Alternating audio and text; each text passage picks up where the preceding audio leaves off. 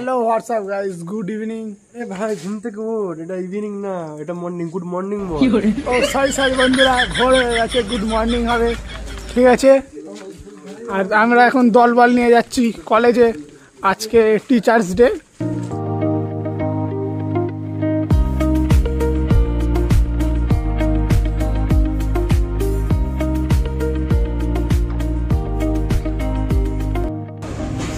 চলে এসেছি আমরা এখন কলেজের সামনে, ঠিক আছে।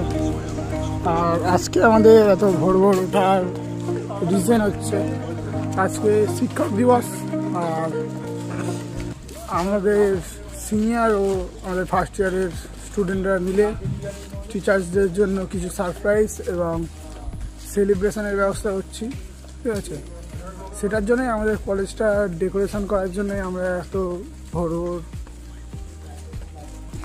বুঝে গেছে। বাকি কলেজে ঢোকার আগে সবাই নিজেদের ঘুম কাটাচ্ছে, ঠিক আছে।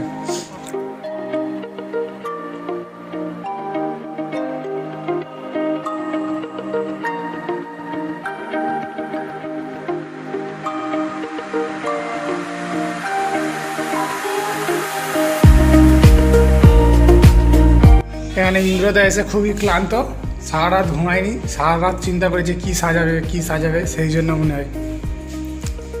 আমি ঠিক বললাম? হ্যাঁ, এটা আমাদের কলেজের অফিস রুম।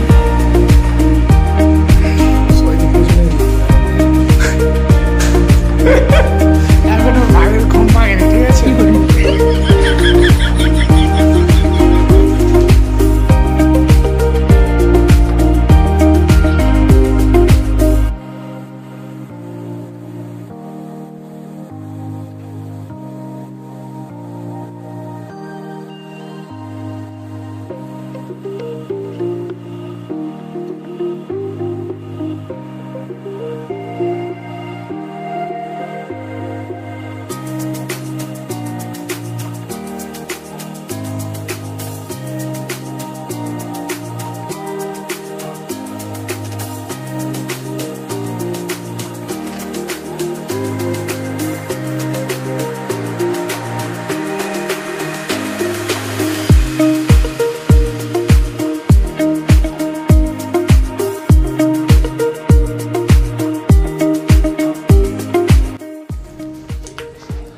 তারপরে স্নান করে রেডি হয়ে একটু ঘুমিয়ে রেস্ট নিয়ে আমরা বেরিয়ে পড়ি কেক আনতে যাওয়ার জন্য।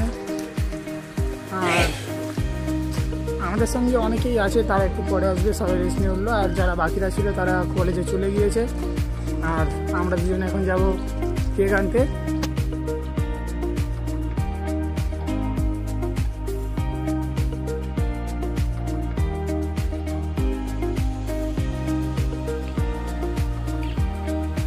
সব কিছু রেডি করা ছিল। আর এখানে ফার্স্ট ইয়ারের ছেলেরা প্রায় চলেও এসেছিল।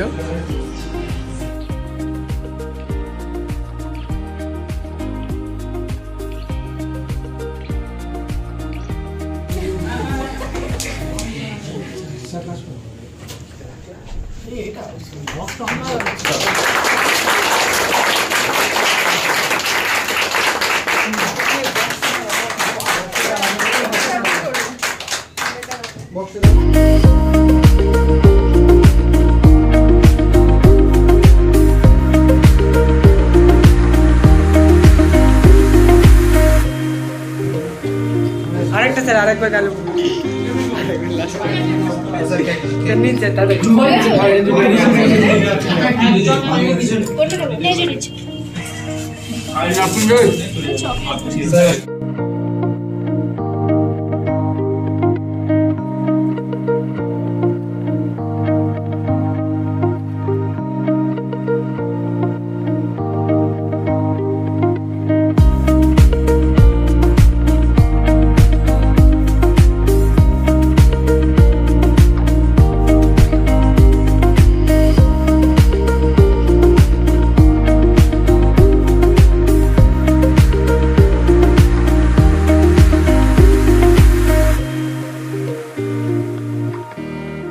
আমি আমার সকল শিক্ষক এবং শিক্ষিকাকে প্রণাম জানিয়ে আমার কবিতা শুরু করছি।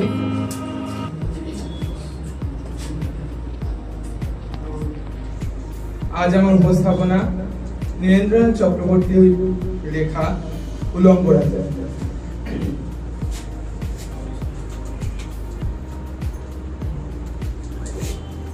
সবাই দেখছে যে রাজা উলঙ্গ, তবুও সবাই হাততালি দিচ্ছে। সবাই বলছে শাবাশ শাবাশ। কারো মনে সংস্কার, কারো ভয়, কেউ বা নিজের বুদ্ধি অন্য মানুষের কাছে বন্ধক দিয়েছে, কেউ ফন্দিবাজ, উমেদার, প্রবঞ্চক, আবার কেউ ভাবছে রাজবস্ত্র সত্যি অতীব সূক্ষ্ম, চোখে পড়ছে না যদিও তবু আছে, অন্তত থাকাটা কিছু অসম্ভব নয়। গল্পটা সবাই জানে, কিন্তু এই গল্পের ভিতরে শুধুই প্রশস্তি বাক্য উচ্চারক কিছু আপাদমস্তক ভীতু, ফন্দিবাজ অথবা নির্বোধ স্থাপক ছিল না, একটি শিশুও ছিল, সত্যবাদী, সরল, সাহসী একটি শিশু। নেমেছে গল্পের রাজা বাস্তবের প্রকাশ্য রাস্তায়, আবারও হাততালি উঠছে মুহুর্মুহু, জমে উঠছে স্তাবক বৃন্দের ভিড়। কিন্তু সেই শিশুটিকে তো আজ কোথাও দেখছি না। সে কোথায় গেল? কেউ কি তাকে লুকিয়ে রেখেছে, নাকি সে ঘাস, পাথর, মাটি নিয়ে খেলতে খেলতে ঘুমিয়ে পড়েছে কোনো দূর নদীর ধারে, কিংবা প্রান্তরের গাছের ছায়ায়? যাও, তাকে যেমন করেই হোক খুঁজে আনো। সে এসে একবার এই উলঙ্গ রাজার সামনে নির্ভয়ে দাঁড়াক। সে এসে একবার এই হাততালির ঊর্ধ্বে গলা তুলে জিজ্ঞাসা করুক, রাজা তোর কাপড় কোথায়? ধন্যবাদ।